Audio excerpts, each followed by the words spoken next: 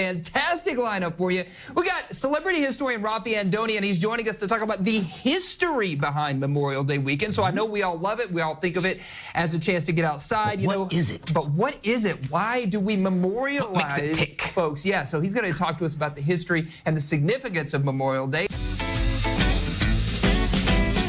Welcome back, everybody. Welcome back. We've got celebrity historian Raffi Andonian joining us once again to talk about Memorial Day. Thanks for being here. Thank you for having me. Yeah, absolutely. So I got to be honest. I think there's a little bit of confusion out there because we have sort of taken Memorial Day, Labor Day, even the 4th of July, and just made them kind of reasons to get our red, white, and blue flags out, to get the grill out and kind of celebrate just being outside. But when you really boil it down and look at what the reason of Memorial Day is, that's where you come in to help us kind of figure it out, right? That's right.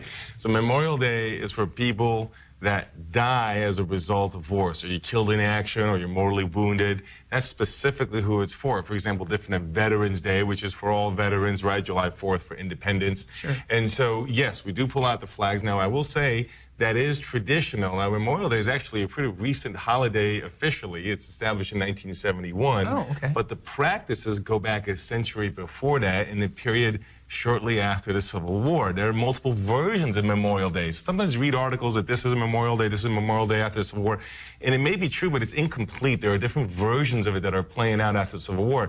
I break it down into three main types. One is the Northern Union veterans. Okay. So those are men who fought for the Union that were celebrating the retention of the Union. Another one was black emancipated, especially also veterans who fought in the Civil War, who are celebrating, of course, freedom and the war to end slavery. And the third version was the former Confederate version, which is actually a more sad version because they're obviously unhappy that they lost the war, right? These three different versions played out, flags playing out always in the spring, the flowers coming out, and they distribute the flowers on the graves. And what's also interesting about that is, believe it or not, they were very political. If you look at the old Memorial Day celebrations with those particular groups, they did not hide the cause that they believed they were advancing from those three groups, which is different than today, which is depoliticized and focused on people that have just been, died as a result of war. Absolutely. And I think there is a little bit of confusion, too, about, like, should I be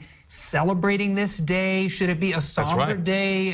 What are we supposed to do? I've spoken to several veterans who obviously don't mind the celebrations, but have to keep in mind the fact that we are memorializing, we are honoring those who have fallen. Am I right in that? You are right, but I would say that the discussion around that is not new because you had those different kinds of Memorial Days, and some would be celebrating in the past. So, for example, if you were a former enslaved person that's now free, that's very celebratory. But if you're a former Confederate, not so much, right? So I hear you, and that's true, but I would say that those debates are not new. It's something that's there. So those different meanings and interpretations, while the meanings have changed today, having different interpretations, especially because Memorial Day didn't just start as a single holiday. It was multiple holidays across spring, different local communities would celebrate it differently. There was no one official day, so there's different ways that it can play out until more recently it's been officialized, if you will. Now, there are different ways people memorialize, as you know. I brought a couple of things what did you bring? We brought, this is from Fort McHenry, where the Star-Spangled Banner was created. Talk about an important, historic, legendary moment.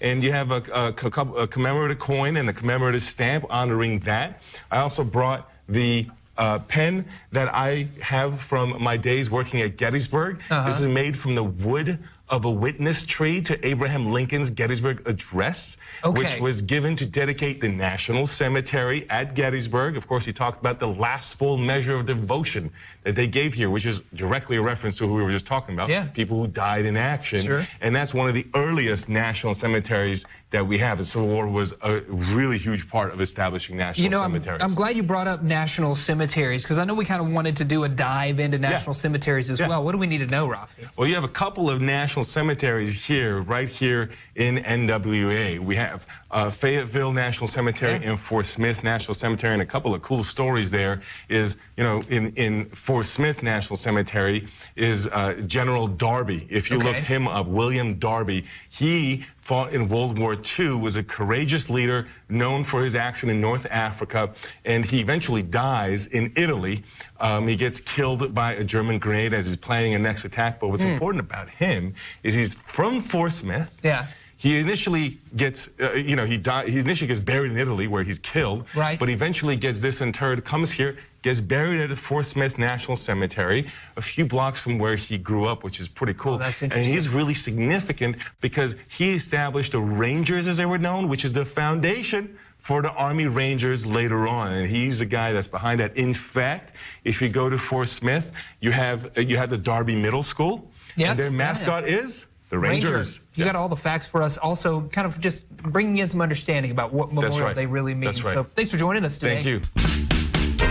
Thanks for joining us, everybody. Remember, you can find us out there on your social media platforms or send us an email over at laterwithjasonsewell.com. And before we let you go, we got to thank all of our amazing guests, including the one and only celebrity historian, Raffi Andonian. And, of course, Allie from Bloom, stuffing us full of cheese and goodies and crudité. Absolutely delicious. And thanks to Voices from the University of Arkansas, filmed right here at Fayetteville Public Television. That's our show. We'll see you later, alligator. After a while, crocodile. Alaboosh.